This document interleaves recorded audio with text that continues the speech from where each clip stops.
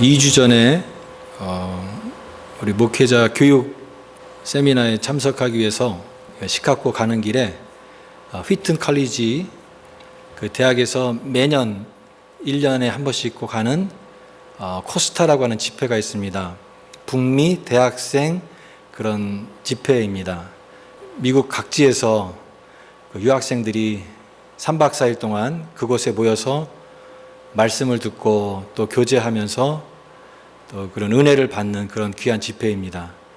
그곳에 가서 어떤 목사님을 만났는데 그 목사님이 이 코스타 첫 1회가 86년도에 워싱턴 DC 지역에서 처음 그 모임을 가졌는데 그때 참석해서 은혜 받은 그런 목사님이 계셨습니다. 원래 이제 이분이 평신도로 섬기시다가 뒤늦게 이제 목사님이 되셨는데 나이가 이제 70이 되신 목사님이십니다. 근데 여지까지 한 번도 이 코스타 집회를 빠져본 적이 없다고 하십니다. 그래서 항상 코스타의 그 가장 열렬히 사랑하는 그런 분이었어요. 우리가 처음 만났는데도 뭐 1시간 정도 막 장황하게 막 흥분해서 코스타에 대해서 막 얘기하시고 교회에 청년들을 좀 보내달라 이렇게 얘기하셨습니다. 그러니까 이분은 이 코스타를 통해서 은혜 받았기 때문에 여기에 이제 사명감을 갖고 이제 불타는 그런 열정을 갖고 이것을 전하는 그런 모습을 볼 수가 있었습니다. 우리가 70년대, 60년대 그런 이민자 생활할 때 그런 얘기를 들었습니다. 공항에 누가 마중 나오느냐가 중요하다. 공항에 나온 사람이 어떤 직업을 갖고 있느냐에 따라서 그 사람의 직업이 결정될 확률이 굉장히 많다라고 하는 거죠. 왜냐하면 아무래도 그 사람의 영향력을 받고 또 그 사람의 어떤 도움을 받기 때문에 비슷한 그런 직업을 갖게 된다라고 하는 것입니다. 저는 영적으로도 이런 비슷한 것이 있지 않을까 생각합니다. 우리가 은혜를 받은 곳이 만약에 성경 공부 모임에서 은혜를 받았다고 하면 새로운 사람을 성경 공부 모임에 데려가려고 할 것입니다. 또 어떤 사람은 기도원에서 은혜를 굉장히 깊이 체험했다면 자기에게 어떤 새로운 사람이 올 경우에 기도원에 데려가려고 할 것입니다. 자기가 은혜 받은 그 영향력 받은 곳으로 우리가 사람을 이끌려고 한다라고 하는 것이죠. 여러분, 우리 예수 믿는 사람들은 이와 같이 영향력을 서로 주고받습니다. 영향력을 받기도 하고 또 영향력을 또 주기도 합니다. 그래서 우리 신앙의 성장에 제일 좋은 방법은 모델을 갖는 겁니다. 내가 닮고 싶은 어떤 모델, 그런 모델이 분명히 있다면 그 사람이 어떻게 행동하는지 또 그 사람의 관심사와 또 여러 가지 어려운 환경 속에서 어떻게 그가 생각하고 행동하는지를 봄으로써 우리도 그 사람의 신앙의 모습을 이렇게 닮아가면서 자기도 모르게 이렇게 성장할 수가 있습니다. 신앙의 이 모델이 참 중요하다고 하는 것이죠. 우리가 이 가까운 사람, 우리 교회 안에서 그런 모델도 찾을 수 있지만 그러나 이 성경 안에서도 우리가 닮고 싶어하는 또 우리가 그렇게 따라가기를 원하는 신앙의 모델을 성경을 말씀을 통해서도 찾을 수가 있습니다. 오늘 이 에스라라고 하는 사람도 참 좋은 믿음의 모델이라고 생각이 됩니다. 에스라를 통해서 우리가 신앙의 어떤 좋은 모습을 깨닫고 우리도 그 모습을 닮아간다고 한다면 우리의 신앙도 굉장히 발전하고 업그레이드 될 수 있다라고 여겨집니다. 오늘 우리가 에스라 7장 말씀을 하고 있습니다. 저희 아내가 오늘 아침에 묻더군요. 도대체 에스라는 언제 끝납니까? 그래서 왜 지겹습니까? 그렇게 얘기했는데요. 이제 7장이니까 앞으로 한 2주 정도 하면 다 끝날 것 같습니다. 에스라가 때로는 좀 어렵기도 하고 여러분 어떻게 들으셨는지 모르겠지만 그러나 이 역사서 아니겠습니까? 이 역사서를 통해서 참 우리가 좀 더 넓은 그런 성경의 안목을 기르는 그런 귀한 은혜를 얻기를 원합니다. 이제 드디어 에스라라고 하는 사람이 등장하는 거예요. 원래 이 에스라는 1장부터 등장을 해야 되는데 1장에서 2장, 7장에 이르기까지 그 사람의 이름이 한 번도 안 나오다가 이제 7장에서 드디어 에스라라고 하는 이름이 나옵니다. 자, 이때가 언제냐면 1차 귀환 이후에 80년의 세월이 흐른 시기에 이제 에스라가 2차 귀환 포로를 데리고 2차 귀환을 한 것입니다. 1차 귀환 때 온 사람이 42,360명이라고 했습니다. 굉장히 많은 숫자죠. 근데 에스라가 인도했던 사람들, 같이 함께 왔던 2차 포로 귀환자들은 이 8장의 뒤에 보면 8장에 그 명단이 소개되고 있는데 1775명입니다. 1775명. 학자들은 아마 여기에 여성과 어린 아이들이 빠졌을 것이다 해서 그런 숫자까지 계산해 보면은 대략 한 9,000명 정도가 될 것이다 라고 얘기합니다. 그래도 4만 명에 비하면 9,000명은 굉장히 약소한 숫자죠. 그래서 2차 때는 왜 이렇게 숫자가 적었느냐 생각해 보셨을 때 벌써 80년의 세월이 흐른 겁니다. 그리고 1차 포로 때 왔던 사람들은 그래도 예전에 예루살렘에 살았던 어떤 그런 경험과 기억을 갖고 왔던 사람들이지만 이제 세월이 흘러서 에스라를 포함해서 2차에 온 대부분의 사람들은 그 포로지에서 태어난 후손들이에요. 포로로 끌려갔던 사람들의 자손들이 온 것입니다. 그러니까 고향에 대한 어떤 기억이라든가 그런 어떤 절실함, 열망에 대해서는 굉장히 얕을 수밖에 없었을 것이고 이제 세월이 많이 흘러서 그런 것도 굉장히 약해졌을 것입니다. 에스라가 그래도 2차 이제 그 백성들을 데리고 이제 다시 예루살렘으로 돌아오는 그런 내용입니다. 오늘 이 7장이 참 중요한 것은 에스라가 이제 왔다라고 하는 것입니다. 그래서 이후에는 이제 에스라가 이런 포로 공동체를 어떻게 성경적으로 신학적으로 그 기반을 잘 다지는가. 그래서 포로 이후에 이스라엘이 나아갈 방향에 대해서 이 기초를 놓는 그런 중요한 작업을 하기 때문에 에스라 이전과 에스라 이후는 너무나 다른 그런 내용이 되는 것입니다. 에스라는 과연 누구인가? 여기 에스라에 대해서 아주 간결하게 그렇지만 아주 핵심적인 내용으로 에스라가 어떤 사람인가를 설명하고 있습니다. 5절 말씀과 6절 말씀입니다. 5절 말씀에 뒷부분에 보면은 엘라살의 15대 손이요 대제사장 아론의 16대 손이라. 그 다음에 6절 말씀에 이 에스라가 바벨론에서 올라왔으니 그는 이스라엘의 하나님 여호와께서 주신 모세의 율법에 익숙한 학자로서 그는 하나님 여호와의 도우심을 입음으로 왕에게 구하는 것을 다 받은 자이더니 이랬습니다. 에스라는 두 가지로 기억됩니다. 하나는 그가 대제사장 아론의 자손이다. 그 에스라 자체가 제사장 가문이고 제사장이다라고 하는 것을 강조하고 두 번째로는 그는 율법에 능통한 학자였다라고 하는 것입니다. 페르시아라고 하는 이 바사라고 하는 이 페르시아 그 당시에 큰 제국의 그 당시에 굉장히 높은 고위 관리였습니다. 율법을 연구하고 또 그곳에서 서기관 역할을 하고 그런 어떤 관리였어요. 왕의 신임을 얻는 고위 관리였습니다. 당시에 페르시아 왕이 아닥사스다 왕입니다. 아닥사스다 왕. 여러분 그 아닥사스다 왕의 그 아버지가 아하수에로 왕이었죠. 아하수에로 왕. 우리가 성경에 죽으면 죽으리다 에스더의 그 남편이 바로 아하수에로 왕이고 그 아하수에로 왕의 아들인 아닥사스다 왕. 그 왕의 궁정에서 굉장히 높은 지위를 갖고 있었던 그런 일을 하는 사람이 바로 에스라라고 하는 사람입니다. 그런데 그가 이렇게 높은 고위 관리의 어떤 직분을 다 내려놓고 2차 포로 공동체와 함께 먼 길을 걸어서 고국으로 돌아오는 그 길을 결행했다라고 하는 것은 그 사람 개인의 입장에서는 굉장히 중요한 인생의 결정이라고 얘기할 수가 있을 것입니다.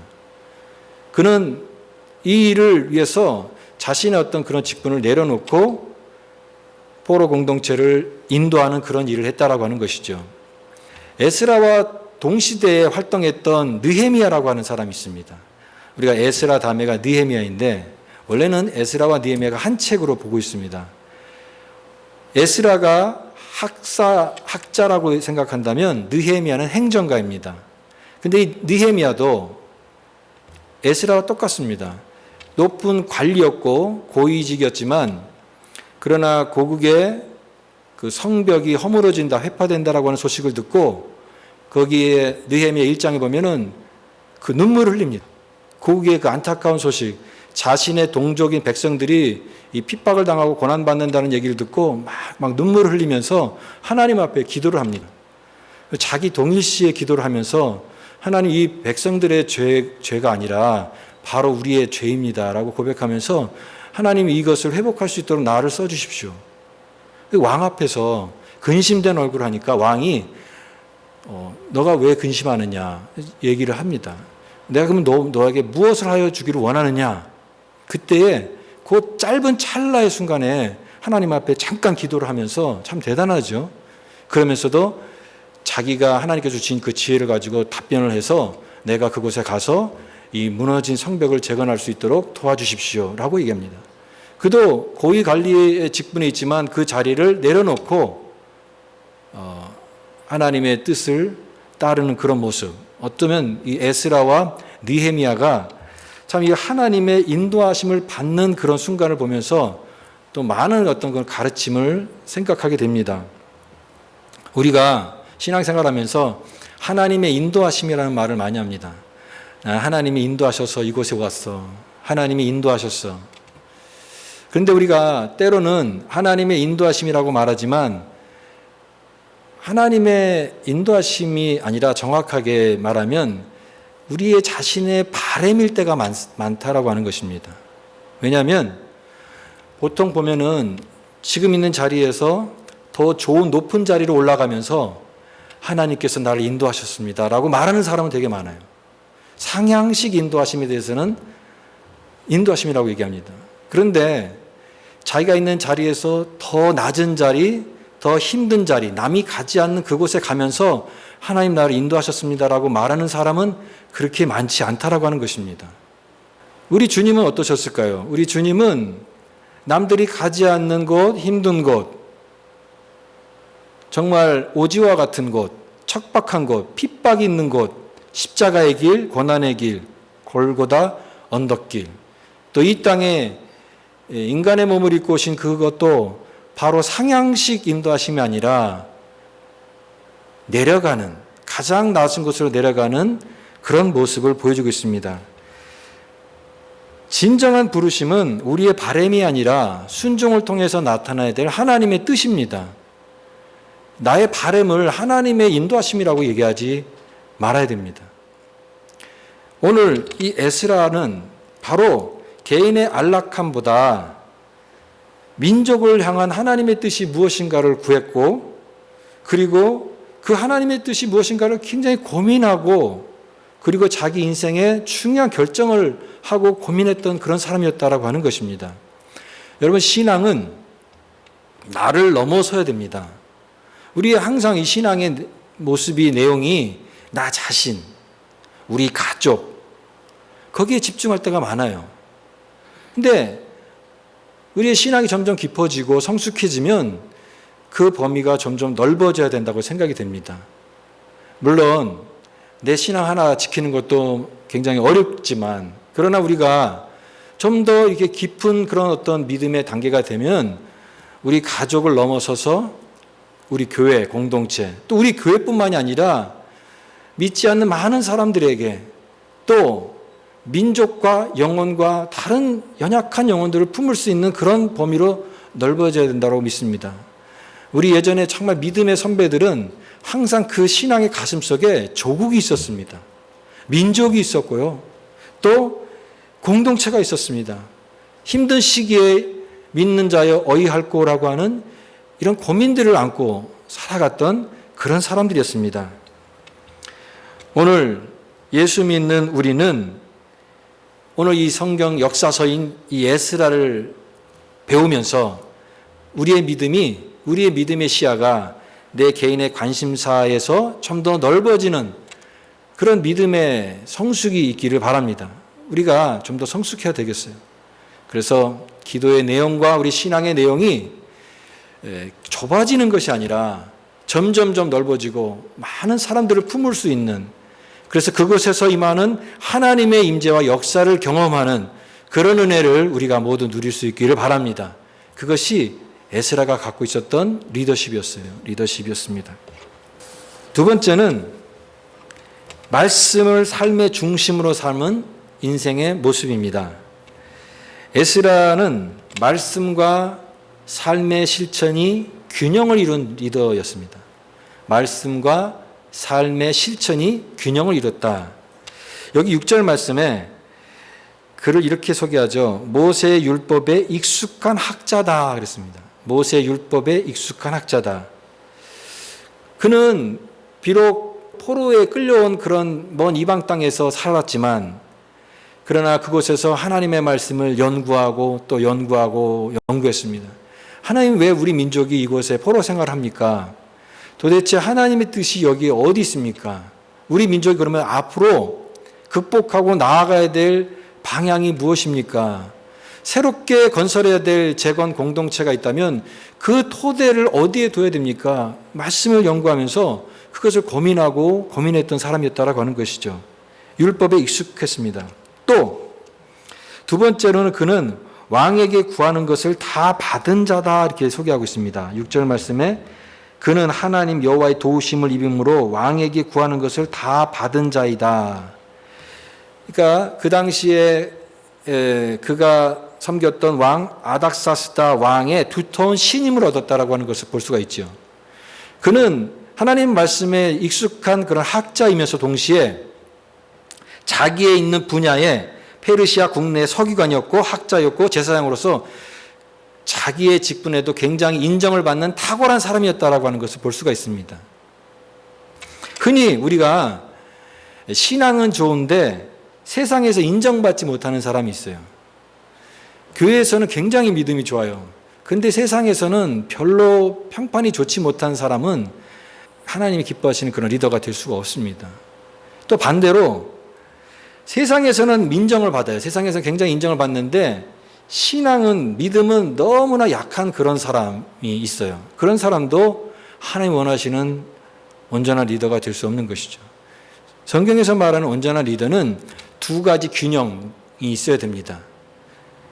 영향력 있는 그 리더는요, 자기 분야에 탁월하면서 또한 믿음이 성숙한 자예요. 이 두 가지 균형을 잘 갖춰서 자기에 주어진 일들을 잘 해나가는 사람, 그 사람이 다른 사람을 이끌 수 있는 리더십을 가지고 있는 자입니다. 에스라는 오늘 우리말로 표현하면 지성파예요. 지성파. 학자예요. 공부를 많이 한 사람이에요. 그런데 그는 동시에 자기가 갖고 있는 지식만으로 멈춘 것이 아니라 그것을 삶으로 실천하는, 행동하는 사람이었습니다. 행동하는 사람, 실천하는 사람이었다라고 하는 것입니다. 에스라는 하나님 말씀을 연구했어요. 또 연구하면서 하나님의 그 구약의 창세기부터 쭉 연결해서 하나님의 아브라함을 부르시고 이스라엘을 부르셔서 하나님의 구원의 섭리를 이루시는 그 모든 역사의 과정을 지켜보면서 하나님의 뜻이 무엇인지를 깨달았고, 또 하나님의 그 섭리가 어떻게 흘러가는지에 대해서 분명한 어떤 성경적 그림을 갖고 있었습니다. 그러면 오늘 자신들이 왜 포로가 됐는가를 생각해 볼 때에 이 이스라엘의 문제가 무엇인가를 생각해 봤을 때, 진단할 때 그것은 다름 아니라 하나님의 말씀을 몰랐다라고 하는 거죠. 하나님의 말씀을 몰랐고, 더 중요한 것은 그 하나님의 말씀을 알면서도 실천하지 않는 그 모습이 바로 그들이 갖고 있는, 이렇게 당하게 되는 이 고난의 원인이었다는 것을 그가 분명히 깨달았던 것입니다. 그래서 내가 이제 포로의 귀한 공동체와 함께 들어가서 내가 이 일을 해야 되겠다고 하는 사명감을 가졌고, 그러면 그렇게 다시 돌아가서 세우려고 하는 이 공동체를 세우는 그 바탕은 하나님의 말씀이다라고 하는 그런 것을 분명히 깨달았던 것입니다. 하나님의 말씀의 그 기초 위에 다시 새롭게 이 이스라엘의 그 공동체를 세우는 이 굳은 결심을 했던 것입니다. 그래서 오늘 10절 말씀에 이렇게 얘기합니다. 10절 말씀은 굉장히 중요한 말씀이니까 우리 한번 같이 한번 읽어보겠습니다. 시작. 에스라가 여호와의 율법을 연구하여 준행하며 율례와 규례를 이스라엘에게 가르치기로 결심하였더라. 결심하였더라 그랬습니다. 이것은 아주 굉장히 굳은 결심인 것이죠. 아, 내가 이 일을 해야 되는구나. 내 인생의 사명은 이것이구나. 바로 이 포로 공동체를 인도해서 그곳에서 이제 새롭게 성전을 재건할 때 그곳에서 이제 그가 꿈꾸는 하나님 나라의 꿈은 하나님의 말씀이 중심이 된 세상. 하나님의 말씀을 오늘 말씀처럼 배우고 또 가르치고 또 지키는 이것을 위해서 전적으로 내가 내 인생의 남은 인생을 여기다 바쳐야 되겠구나 생각한 것입니다. 여러분 그 예수님 시대에 보면은 여러 분파가 있잖아요. 유대교 분파라고 합니다. 바리새파, 사두개파, 또 뭐 그런 여러 가지 분파가 있죠.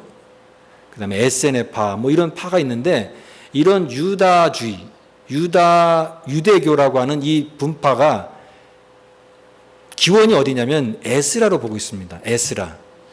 왜냐하면 이 에스라가 말씀을 배우고 연구하고 또 실행하고 또 가르치는 일을 거기에 집중을 했기 때문에 그렇습니다. 그래서 유대교가 거기서 탄생했다라고 많은 학자들이 보고 있습니다. 물론 그 율법 온전히 가르치는 그 정신을 잃어버리고 그렇게 자기네들의 어떤 그런 종교 기득권에만 집중하다 보니까 이 분파주의가 예수님과 정면 배치하는 그런 신약 성경의 모습도 우리가 생각해 볼 수 있는데, 그러나 원래 그 정신은 하나님의 말씀으로의 회복입니다.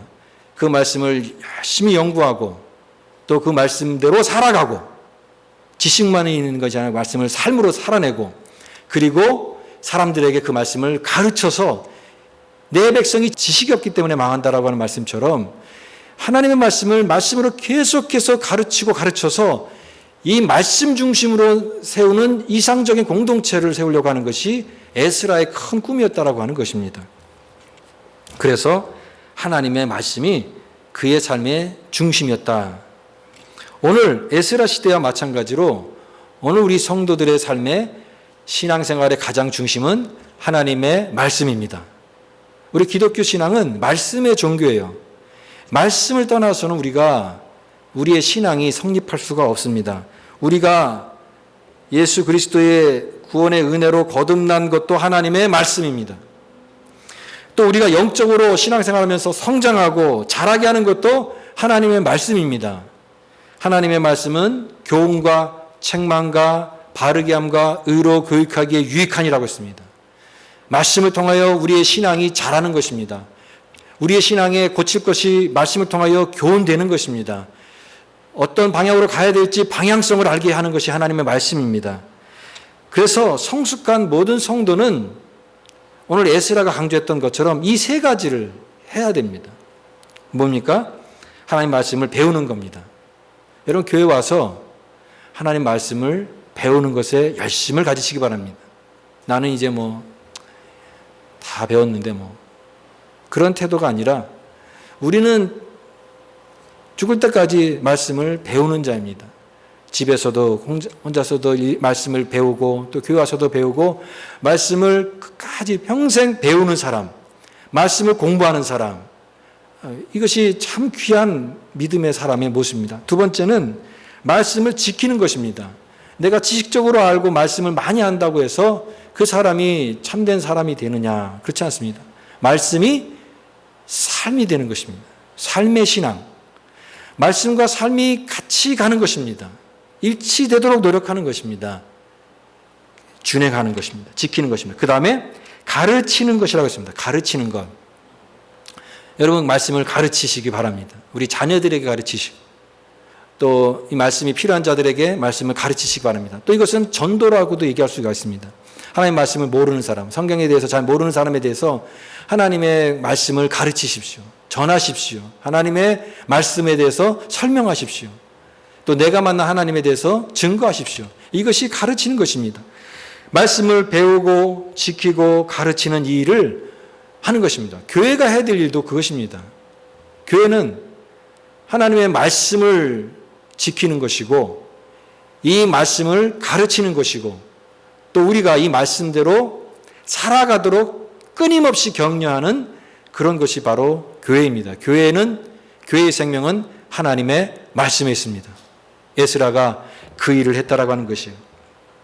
에스라의 리더십은 실천입니다. 실천. 우리가 하나님을 믿을 때 때로는 내 뜻과 하나님의 뜻이 같이 가야 되는데 같이 가지 않을 때가 많습니다. 우리는 내 뜻이 먼저예요. 그래서 내 뜻을 먼저 세우고 가끔 내가 혼자서 하다가 안 될 때 하나님께서 좀 도와달라고 요청할 때만, 도움이 필요할 때만 마치 골을 넣는 선수가 중요한 선수한테 이게 패스만 해달라고 하는 것처럼 하나님 좀 패스만 좀 해주세요. 다른 거 하지 않으셔도 됩니다. 그래서 하나님의 뜻이 항상 내 뜻에 우선하는 것이 아니라 내 뜻을 먼저 세울 때가 많습니다. 그러나 반대로 하는 것은 사실 쉬운 것은 아니죠. 하나님의 뜻이면 내 뜻을 내려놓을 수가 있습니까? 참 그런 거 쉬운 것은 아닙니다. 그러나 가장 이상적인 것은 나의 뜻과 하나님의 뜻이 일치하도록 애쓰면서 살아가는 것입니다. 그래서 하나님의 뜻이면 때로는 내 뜻을 내려놓을 수도 있고 오늘 에스라처럼 자기 어떤 그런 높은 지위, 어떤 배경들 다 내려놓고 하나님의 뜻을 따랐던 이런 모습으로 순종의 삶으로 나타나는 것입니다. 오늘 에스라의 리더십은 실천이었습니다. 오늘 한국교회와 우리 이민교회 마찬가지요. 우리에게 가장 필요한, 가장 부족한 게 무엇일까요? 오늘 성도들의 삶에는 성경 말씀 많이 합니다. 여러분 인터넷으로 얼마나 설교도 많이 듣습니까? 그런데 그렇게 많이 아는 지식이 삶이 되지 않는다라고 하는 것이에요.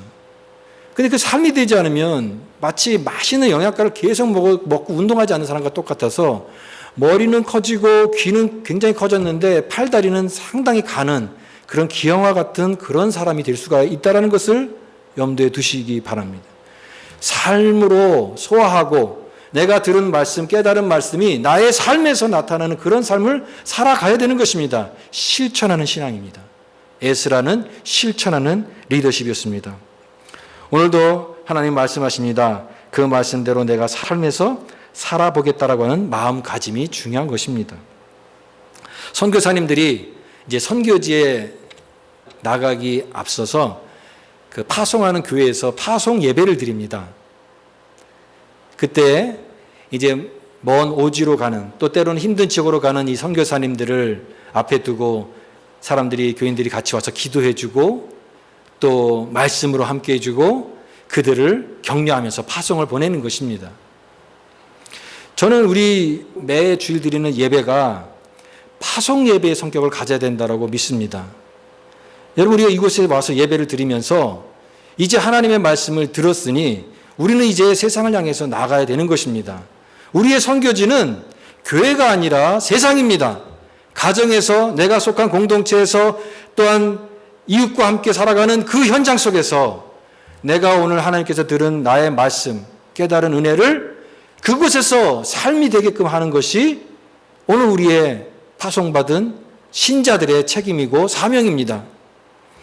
이제 세상으로 향해서 나가는 것이요. 하나님, 내가 그곳에서 하나님의 뜻대로 살게 하여 주옵소서. 오늘 내가 받은 하나님의 말씀이 나의 삶이 되게 하여 주옵소서. 우리가 그런 에스라처럼 오늘 하나님의 말씀을 품고 세상을 향해 담대히 나아가는 그런 거룩한 승리하는 믿음의 성도가 되실 수 있기를 주님의 이름으로 축복합니다.